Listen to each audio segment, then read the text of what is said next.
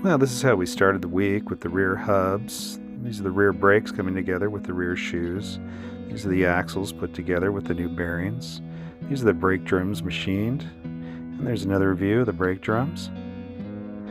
And here's the last batch of plating. And here's the rear brakes and the rear axles all put back together, minus the shoes. And here's another view of the rear backing plates attached to the axles and the new bearings.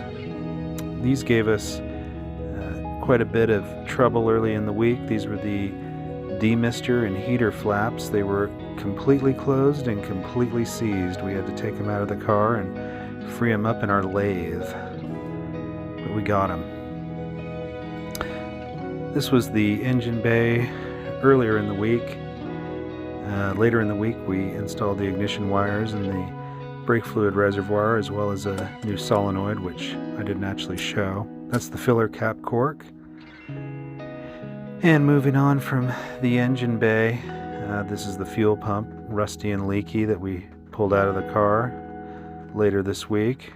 Here's the batch of plating we just got back today. This will be for the front suspension parts. That's all the nuts and parts for the shock absorbers and front springs.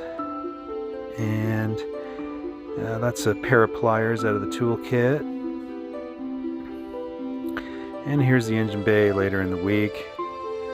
There's the new ignition wires that we installed. We purposely made for the car, new ignition cap. And here are the brake fluid reservoirs that we restored and put back on the car just yesterday. Here's all the carburetor pieces. These were blasted, masked, and painted. They came out really nice, and actually the carburetors are together now. But here's what they all look like apart. A lot of masking and careful painting with these. Here's all the new carburetor parts. And here's the new fuel pump and all the CAD parts for the carburetors. And this is what the chassis looks like with no shock absorbers in place. You can see all the grit left by the shock absorbers leaking.